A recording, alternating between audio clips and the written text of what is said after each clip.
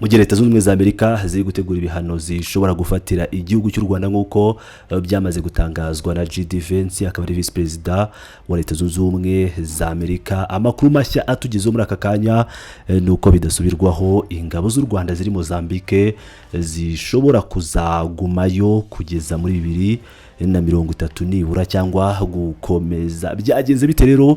Reka mbagezeho iyi nkuru yose uko yakabaye. Ni mu gihe kandi Perezida wa Togo akaba ari Nyasimbe ari i Kigali aho yajyanye ibiganiro na Perezida Paul Kagame byibanze ku makimbirane yo mu burasirazuba bwa Repubulika Iharanira Demokarasi ya Kongo n'ibiganiro byabereye mu muhezo. Turaza kugaruka no kuri iyo nkuru twihuse cyane rero. Reka duhere ku ngabo z'u Rwanda muri Mozambique. Umushinga munini wa gaze w'ikigo Total Energy muri Mozambique wari umaze imyaka 5 warahagaze kubera ibitero by'intagondwa zihishe inyuma y'idini ya Islamu wongeye gusubukurwa kuri uyu wa kane ushize tariki 29 Mutarama 2026. Hakaba hitezwe ko ingabo z'u Rwanda zizaguma mu majyaruguru ya Mozambique indi myaka kugira ngo zikomeze kwizeza umutekano.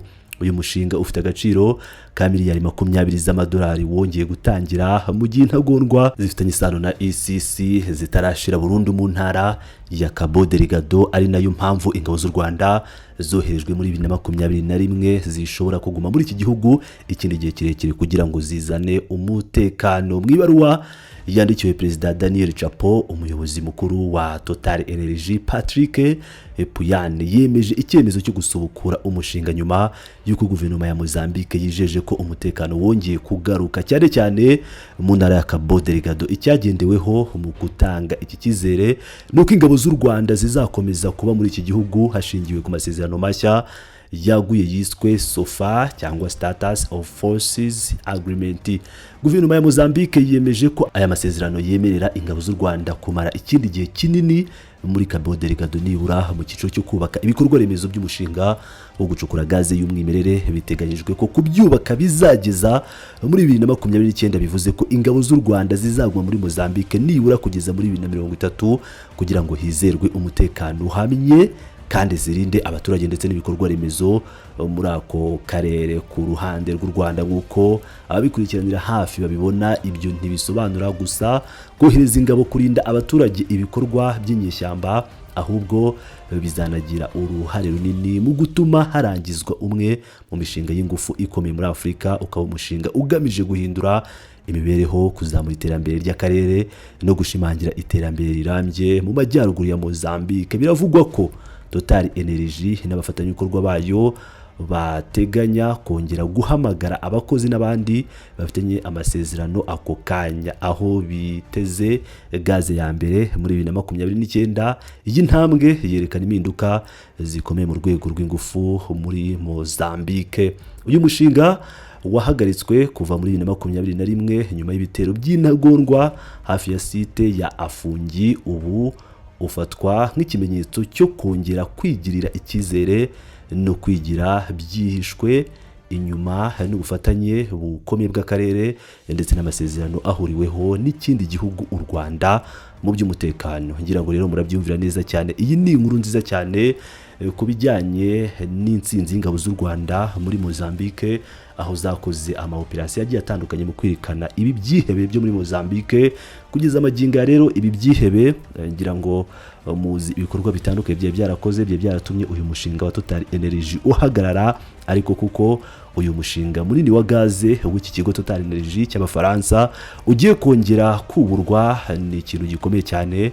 Ni mu gihe Leta Zunze Ubumwe za Amerika zari zaravuze ko zigiye gufatira u Rwanda ibihano. Muri aya masezerano rero hakaba harimo na Leta Zunze Ubumwe za Amerika mu buryo bumwe cyangwa ubundi, ariko igihari nuko ingabo z'u Rwanda akazi ziri gukora muri Mozambique gakomeye kandi gashimwa kugeza naho bongeje manda bijyanye n'ibindi bikorwa bikomeye cyane bigiye gukorwa, yaba ibijyanye na Total Energy ndetse n'ibikorwa bijyanye no kugarura amahoro y'abaturage nk'uko nabibagejejeho muri inkuru yose uko yakabaye. Reka twerekeze n'ubundi muri village Urugwiro aho Perezida Paul Kagame yakiriye mugenzi we wa Togo akaba yitwa Nyasimbe, aho bagiranye ibiganiro byo mu muhezo. Ibi byo byagenze bite kuri uyu wa gatanu. Perezida Paul Kagame yagiranye ibiganiro byo mu muhezo ibyo bita tete a tete na For Nyasimbe wa Togo akaba n'umuhuza mukuru w'umuryango w'ubumwe bwa Afurika AU ku mugambi w'amahoro mu burasirazuba bwa Repubulika ya Demokarasi ya Kongo. Perezida Kagame na Perezida Nyasimbe banahuye n'itsinda ry'impuguke ryashyizweho n'umuryango w'ubumwe bwa Afurika rigizwe n'abahoze ari abakuru b'ibihugu bya Afurika. Iryo tsinda rigizwe na Olusegun Obasanjo wahoze ari perezida wa Nigeria, Saleh Wak Zewde wahoze ari perezida wa Ethiopia, Mongwetsi Masisi wahoze ari perezida wa Botswana na Catherine Samba Panza wahoze ari perezida wa Repubulika ya Centrafrique. Ibiganiro bagiranye n'iryo tsinda byibanze ku gushimangira ihuza bikorwa hagati y'ingamba z'ubuhuza ku rwego rw'akarere n'izo ku rwego rw'umugabane. Mu myaka ishize nibwo amakimbirane mu burasirazuba bwa Repubulika ya Demokarasi ya Kongo yongeye gufata indi ntera ubwo ingabo z'iki gihugu zuburaga imirwano n'inyeshyamba zo mu mutwe wa M23. Nubwo amahanga yakomeje guhuriza mu biganiro Kinshasa n'uya mutwe ndetse n'u Rwanda rushinzwe kuwushyigikira, intambara ntirabasha guhagarara, ndetse nk'uko bigaragara ku kibuga cy'imirwano nuko ubu ibintu bikomeye ahubwo kurushaho, aho M23 ishobora gusubira muri Uvira nk'uko bikomeza kugenda bigaragara. Usibye rero Perezida Paul Kagame wakiriye izi mpuguke, Tshisekedi nawe akaba yazakiriye. Ku gicamunsi cyo kuwa kane Perezida Felix Tshisekedi akaba yarakiriye izi mpuguke mu ngoro ye. Intumwa z'akanama k'abunzi ba Afurika yunze ubumwe AU mu rwego rwa gahunda zikomeje za diplomasi zo guteza imbere amahoro muri Repubulika ya Demokarasi ya Kongo no mu karere k'ibiyaga bigari. Ibiganiro byibanze ku bikorwa by'abunzi bigamije guhagarika amakimbirane cyane cyane mu burasirazuba bw'igihugu. Madame Saleh Wak Zewde wahoze ari perezida wa Ethiopia yagize ati, turi mu ruzinduko, tuzatega amatwi abantu bose turebe icyakorwa kugira ngo imibereho myiza y'abaturage bababaye cyane cyane mu myaka ibarirwa muri za mirongo. Twibagiwe ko inyuma y'ibyo byose hari imibabaro y'abantu igomba guhagarikwa, nk'uko byatangajwe na Perezidansi ya Kongo. Felix Tshisekedi Tshilombo yashimye umuhati w'abafatanyabikorwa kandi ashimangira ko yiyemeje guharanira amahoro arambye kandi agaragara mu burasirazuba bwa Kongo, ndetse no gushimangira umutekano mu karere hakurikijwe imihigo impande zombi ziyemeje. Muri izo ntumwa zakiriwe na Tshilombo harimo Olusegun Obasanjo wahoze ari perezida wa Nigeria, Saleh Wak Zewde wahoze ari perezida wa Ethiopia, Mongwetsi Elike Kwebetse Masisi wahoze ari perezida wa Botswana, Catherine Samba Panza wahoze ari perezida wa Repubulika ya Centrafrica, Yakoli Koku Johnson minisitiri wa Togo uhagarariye umuhuza Perezida Faure Nyasimbe we uri i Kigali, na Ambasaderi Akoko Manwati Maduke uhagarariye Komisiyo ya Afurika